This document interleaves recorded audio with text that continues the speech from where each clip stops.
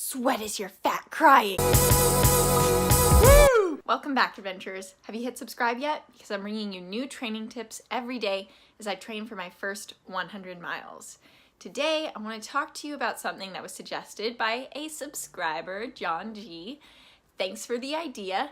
It's something that I think probably every one of us has struggled with on some level. And there's a ton of information out there, and sometimes it's just good to recap and to know, specifically for runners, how to maintain or reach a goal weight. Now, there's so many stigmas around weight for people. It's easy to get caught up in the idea of a perfect body or how closely tied your weight is to your self-esteem. And it's something that I've struggled with personally. I don't think it's a big surprise. I don't think that it should be a big secret, but I had a eating disorder when I was in university. I always grew up with a family that looked at larger people and maybe looked down on them. And it really gets in your head to be a kid and to hear how people talk about those that struggle with weight issues. And it makes you very self-conscious about yourself. It makes you put a lot of value in your weight and in your body type. And you equate being worthy to being skinny. And it is definitely a struggle, and it can be a struggle for a lot of people to come out of that, or at least just to feel confident with themselves. And for runners, yes, weight goals are there because it can be easier on your bones, and it's obviously easier to run and to maintain a distance if you are at a more manageable weight for yourself. But you don't want to be starving to get there. And there's a lot of things that can go wrong if you do starve yourself or you go on a diet that doesn't give you any carbs, because your body needs carbs and your body needs fats to sustain itself and to fuel itself, especially for those runs, especially for those long runs. So today I've got 3 tips for you about how to hit a goal weight. And the first one is snacking. So instead of sitting down for 3 big meals a day, I personally eat every 2 hours. If I don't eat every 2 hours, I start to get very hangry. I am like, don't talk to me when I'm hungry. So I always make sure that I have food with me. Now, this doesn't just mean eat granola bars every 2 hours, because those can be really full of sugars and lots of processed crap that you don't want to just be shoving in your body all the time.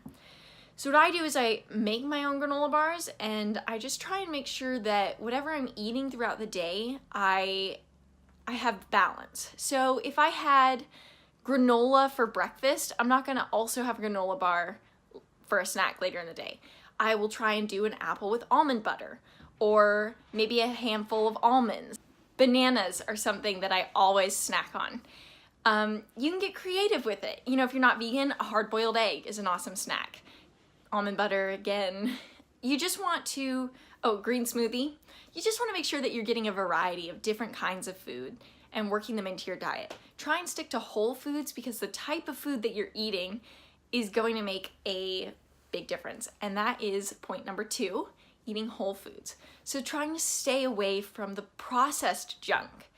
You don't necessarily have to cut all these crazy calories from your diet.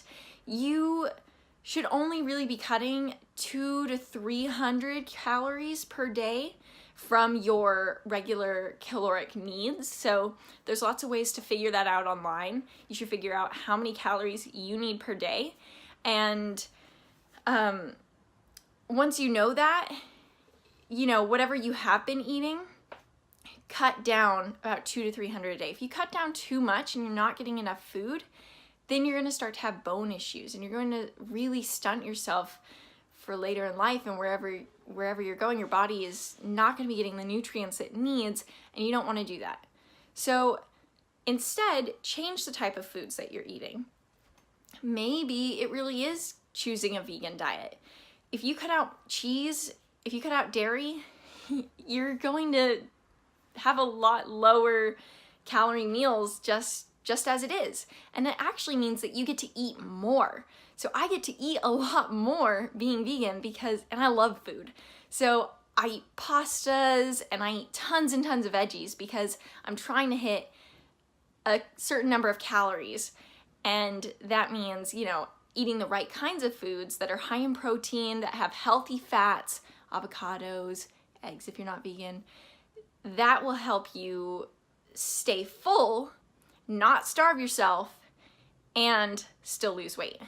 And the third that ties into this is counting calories. It's not something that I would say do all the time. And it sounds like, ugh, you don't want to count calories, but it's very helpful. Just do it for a week or a month. That's it, okay? I'm not saying count calories all the time because I don't agree with that.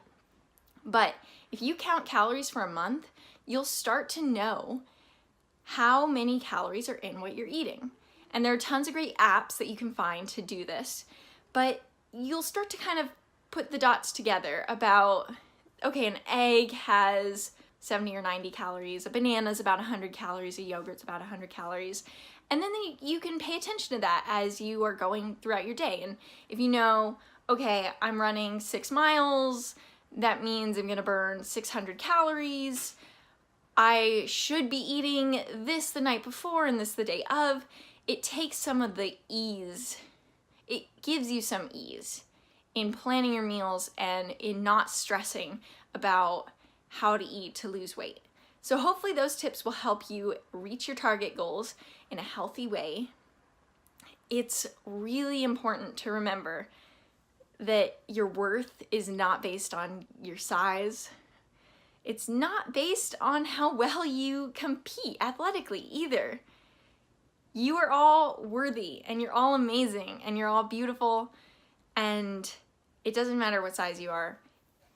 Try and think about it in a healthy way. Think of fuel. Think of food as fuel. Use that to power you, and don't get sucked into that black hole of having this relationship where you don't feel like you can eat anything. If I feel like ice cream one night, I'm gonna eat ice cream. You better believe it. It's vegan ice cream, but I have the biggest sweet tooth. If I want to bake cookies, that's what I'm gonna do. Cut yourself some slack. Don't listen to Hollywood when they tell you that this is what you're supposed to look like. Half of it is lies anyways. But just do you. Follow your hearts. Follow your hearts, not your habits, and you can change the way that you're eating in a healthy, positive way to hit your goal weights and not let that control you or bring you down. And if you have any questions at all, hit me up in the comments. I have a lot of experience dealing with anxiety surrounding food, and I feel like I've gotten to a place now where I am a little bit more self-assured about it, so I'd be happy to answer your questions. Don't forget to hit subscribe. I will be back at you tomorrow.